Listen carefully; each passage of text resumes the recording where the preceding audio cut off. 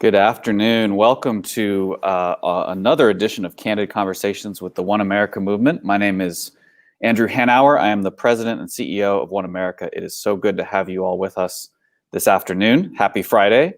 One America, for those who don't know, is a national organization. Our mission is to fight what we call toxic polarization in American society. In that work, we are up against the polarization industrial complex, billions of dollars spent trying to get us to hate each other.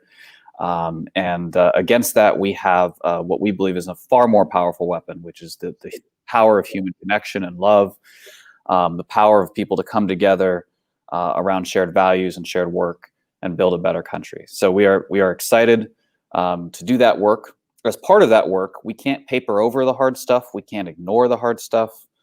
We can't pretend like we all just need to get along and sing Kumbaya. So we try to have hard conversations as part of our work. And we try to model that every Friday with a new guest to talk about important issues. We are really grateful this week to have Reverend Dr. William Knight with us. He is the pastor at Metropolitan Community Church in San Antonio, Texas. Reverend, thanks so much for joining us. My pleasure. Yeah, appreciate it. I was just saying before we started, when we bring people together, we don't start with, God and gay marriage and gun control. We start with, how are you? So I wanted to model that as well. How are you doing today? It's an ongoing situation where each day you feel as though you have managed to cope with all of the madness of the day, and you've gotten through and you're successful and you start a new day, and then there's a whole new broadside of information that is oppressive and depressing, and you go, okay, well, we'll have to get through this too. So when you say how I am committed to getting through, but by no means does it feel like a walk in the park, or does it feel like a vacation day at the beach? It's a lift, is what it is. Yeah, absolutely. And I know that, right now, in addition to everything else in the state of Texas, things are not good in terms of virus. Do you want to share with folks, just maybe who don't live in Texas, what things are like in your community right now? Well, the governor decided that it was time to open the state up.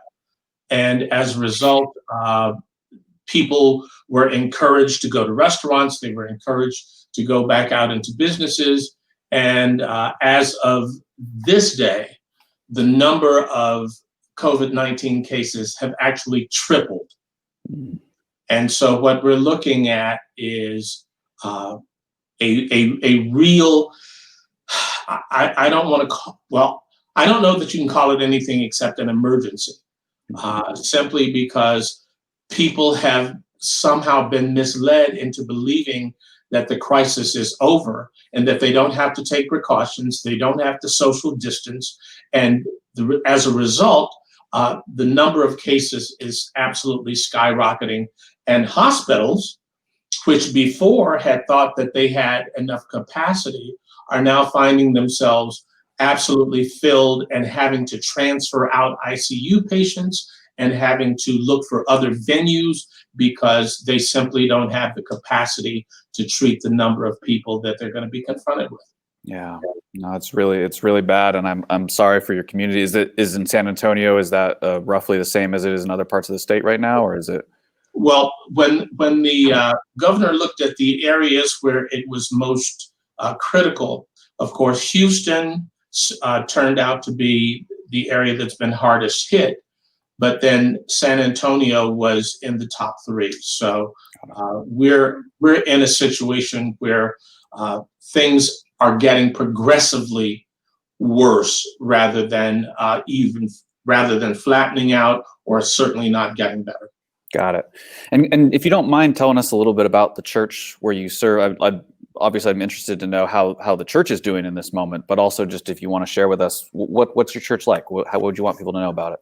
Well, last year in 2019, we celebrated our 40th anniversary of service to the community. And during that 40 years, one of the things that we have identified as a space that we can occupy in the community lexicon is we have an active food pantry. Because one of the things that is a real ongoing issue for the people of our community is food anxiety. We have unemployment, we have homelessness, we have people who are barely making it with minimum wages. And so for the past, I think, 8 or 9 years, we have had an active food pantry. But with the onset of the pandemic, we have gone from serving anywhere from 150 to 200 people to 250 to 300 people every Saturday, which represents, each one of those represents a household. And so that translates into roughly between 700 and 800 people a week that are part of our food pantry program. Wow. Yeah, so at One America, one of the things that we're trying to do this year in response to the pandemic is bring religious communities together across the country from all sorts of backgrounds, political beliefs, to do a food drive together because food insecurity is a really big problem right now. So, and one of the things that we are very, very sincere and committed to is there are no tests. We are not interested in proselytizing. We're not interested in trying to convert anybody to believe what we believe. If they show up at our door, we want to help them with food. We're not trying to convert them. We're not trying to make them a part of our community. All we want to do is serve a need that is so clear and so glaring and so ongoing. Absolutely. Yeah, appreciate that. Well, I appreciate you joining us. One of the things that we were hoping to talk about is Pride Month, right? And this is something that's happening right now. I was wondering if we could start, if you wouldn't mind just sharing, what that means to you personally, what the celebration of that means to you.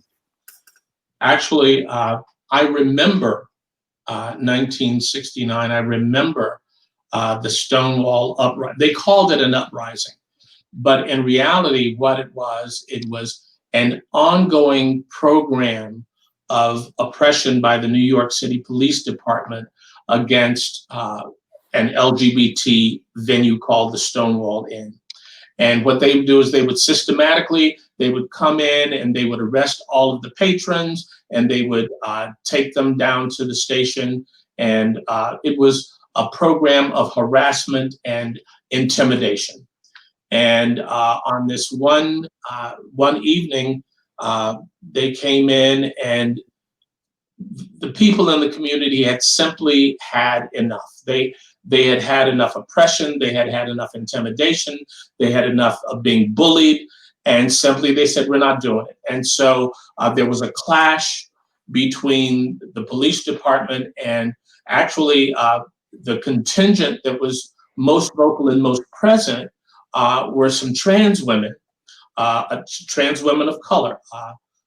And they simply said, we're going to stand up to this kind of mistreatment and not accept it.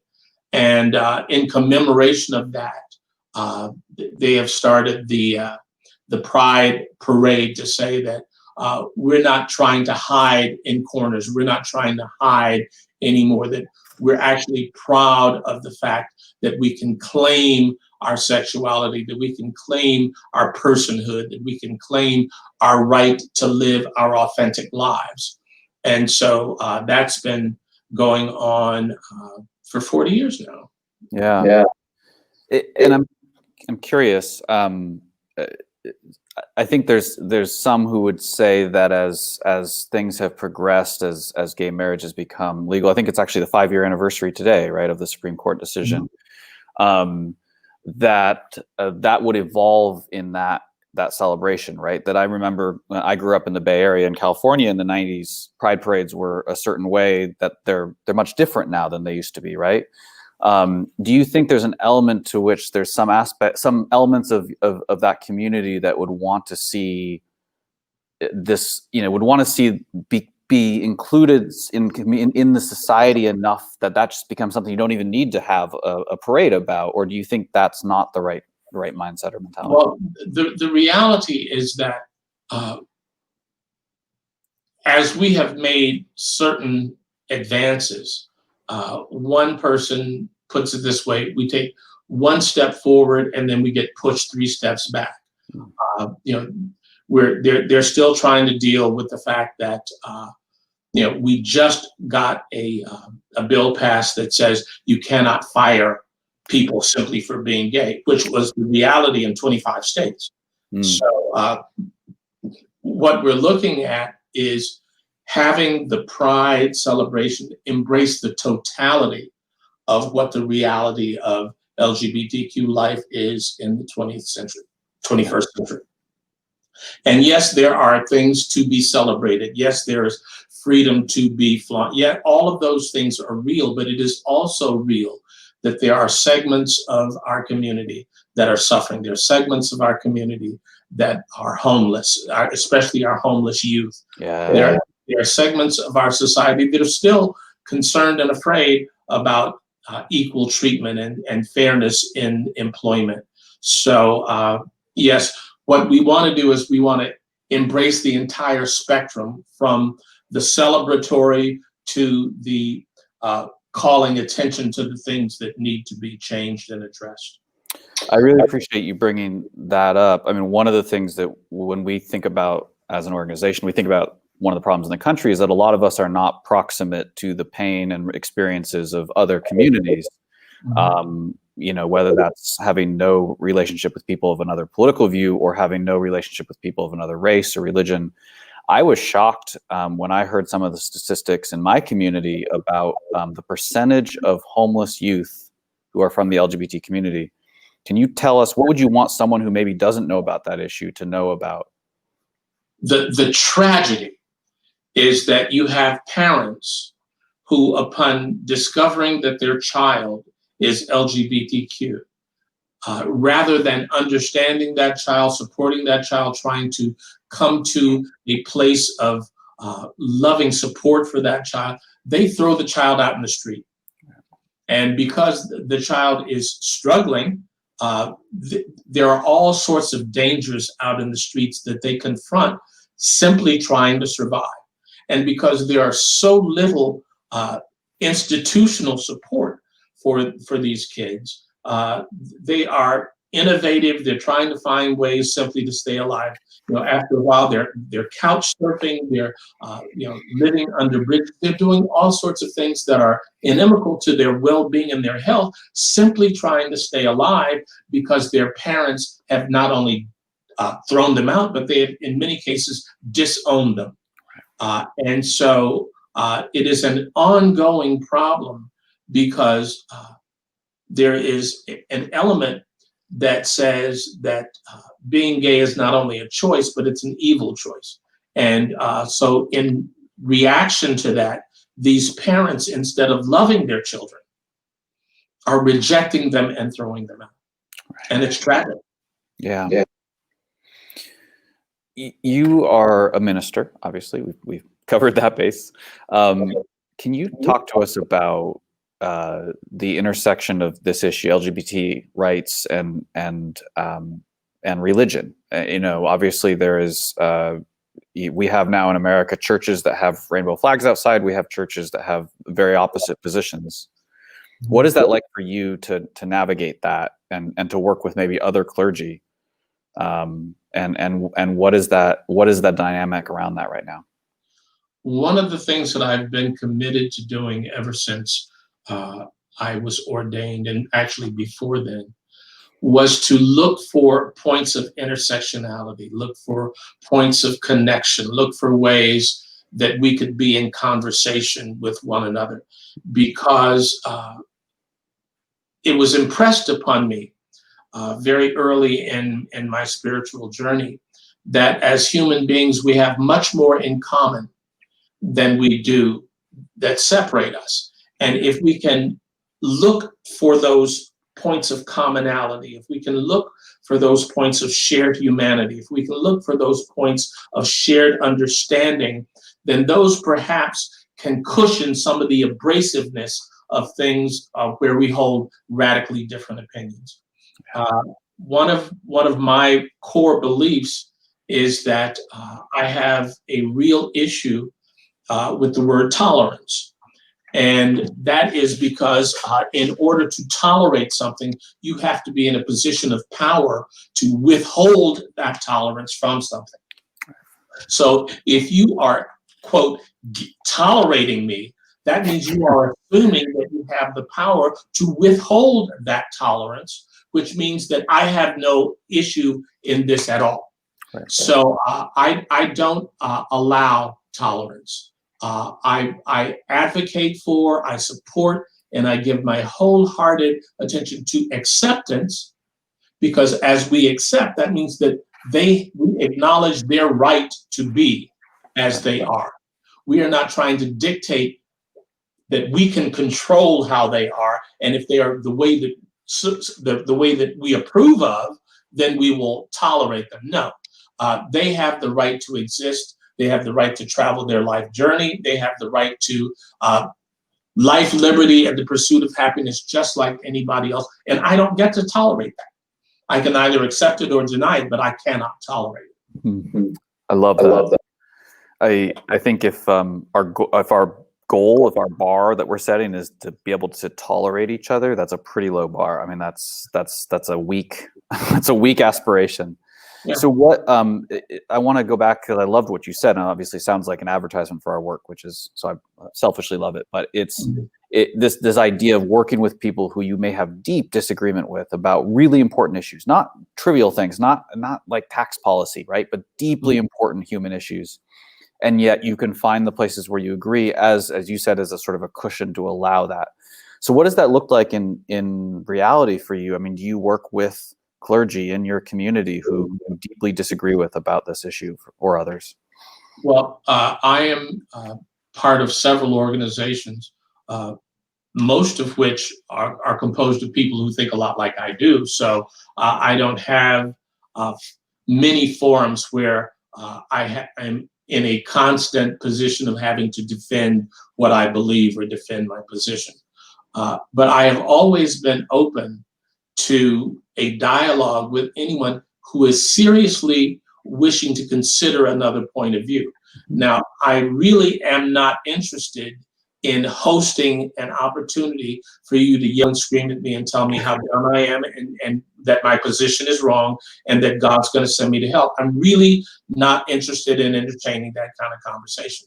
But if there is a possibility of openness, if there's a possibility of dialogue, if there's a possibility that we can look at sacred text and put it in the context of either its history or its cultural reality and say, this may have been a reflection of a particularly patriarchal society at that point, but it is no longer relevant in 21st century America. Can we talk about that? Right. Then I would be open to that.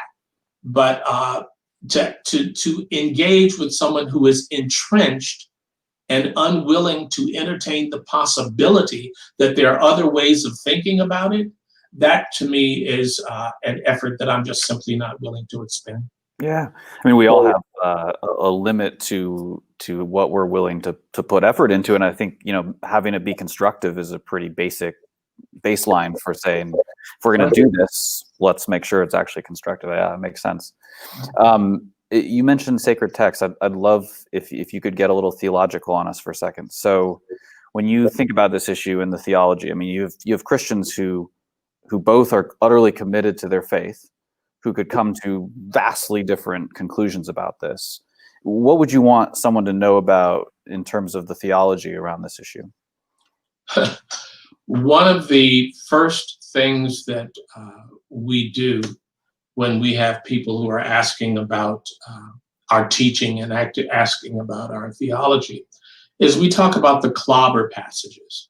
And the clobber passages are biblical text which some people use to beat up gay people and to say that because it says this, that precludes your being able to sit at the table of Christianity. That precludes your ability to be a part of the Christian family. And so we look at those texts and we sort of declaim them and sort of put them in context so that people can understand that what they're being told they say is not what they say.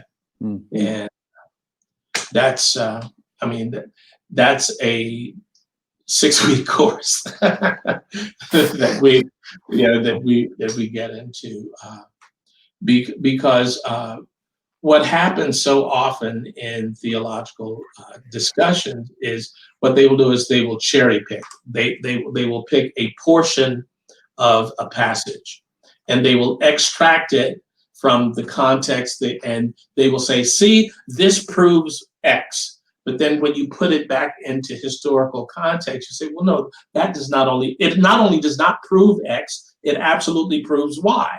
Mm-hmm. But until you are having a conversation where people are willing to entertain that possibility, it just goes nowhere. Right. Christians everywhere, left, right. I think all of us, I'm a Christian myself, need to admit that we have cherry-picked Bible verses via Google to send to someone to make a political point that we already believed in. So the term, I believe, is proof texting. They extract a text and say, see, this proves that I'm right and you're wrong. Right. Well, it actually doesn't prove that. It only proves that if you ignore everything before it, everything after it, everything surround it, and it only proves that if you need to have it prove that. Yeah. I just have two more questions. One is sort of, we've talked about being a minister in the LGBT community and the sort of intersection of that, and one way to look at that is towards those Christians who might not agree with that. But what I'm interested also is what message you would send to maybe young people, especially who are in the LGBT community, who maybe think, well, Christianity can't be for me because of XYZ or the political sort of divides that we have. What message would you want them to hear? One of the things that has troubled me over the past few years is how often I will hear young people say, well, I'm spiritual, but I'm not religious. I'm spiritual, but I'm not religious. And what that says to me is that organized religion has failed in its role and its responsibility to be responsive to communicating what it's really about. Organized religion cannot be about buildings. It can't be about rituals. It can't be about things that are external. It has to be about human relationships with not only with your higher self, but with your community. We believe that the greatest commandment, which is given by Jesus the Christ, is to love God as you love yourself, and then to love your neighbor. So basically, it becomes imperative that before you can love God, you have to find a way to love yourself. And once you get to that relationship of love with God and with yourself, then that love must translate into the way that you love your neighbor. And then, of course, we get into discussions about who is your neighbor. It's not necessarily the person who is living next door to you. It is, who is our neighbor? Who is the widow, the orphan, the oppressed? Who is it that we are called by our faith to love? Yeah. And when young people see that our faith exists within those four walls, and then once we get outside, we're not loving one another, we're not caring for one another, we're not taking care of the environment, we're not doing the things that love would require you to do. So they say, well, I don't need to be a part of that because that's not doing what it says it's supposed to do. Mm-hmm. So rather than them buying into showing up on Sunday morning, they say, well, maybe I'll work at a food pantry, or maybe I'll go do some work at a homeless shelter. But that's because their souls and their spirits are not being fed with the essence of love. How does love translate into our everyday lives? What does it look like? What does it feel like? It's not enough to say, love your neighbor. But how does that translate into action? How does that translate into how we treat one another? Yeah. Amen. I mean, it feels like we've lost a lot of trust in institutions in this country. I mean, and again, the left, right. I know folks from conservative evangelical churches who have said, when they see their young adult children leaving the church, it makes them wonder where their church has been. We hear this on the left as well. Mhm. We lose faith in institutions when those institutions deserve to lose our faith. But the problem is, what do we fill that with? What takes the space that was occupied by that? And then do we then lose trust in each other too? And that's what's concerning. And part of the pandemic response has been for us to reevaluate what is church really about. I mean, it cannot really be about a physical space because the pandemic says we can't occupy that physical space at the same time. So then what is it really about? Is it about a level of connection within the context of community that says there is something that binds us all together? There is a common belief in the goodness of humanity. There's a common belief that we can do more together than we can as separate entities. There's a common belief that each of us has something unique and wonderful to contribute to the world, and we're looking for a context in which we can make that contribution. And when we have a situation that encourages us and nurtures us so that we can be that change that we want to see in the world, that's what I think church is about. And we have to find a way to translate that into a reality. I don't think we're going to top that. Reverend Dr. William Knight, Metropolitan Community Church, San Antonio, Texas. Prayers for your community right now with everything that's going through. Thank you so much amidst all of that for making time to have this conversation, and we're grateful for you. Well, once again, one of my teachers said, the fields are ripe, but the workers are few. Yeah. There's so much work that needs to be done. There's so much work of reconciliation. There's so much work of allowing ourselves to heal from all of the racial divisions and from the divisions of labeling and oppression. All of those things are such huge needs that anyone who has taken it upon their hearts and their spirits to be a part of the change has my support. So thank you for the work that you're doing, and many blessings as you continue to find a way to be the change. I appreciate that. Thank you. Thanks everyone for joining us. We're so glad to have you as always. We are going to be back next week with conversation around the 4th of July and more as we move through the next month or two. We can find us online, oneamericamovement.org, on Facebook and Twitter as well. Have a great weekend, everyone. Thanks so much for being with us.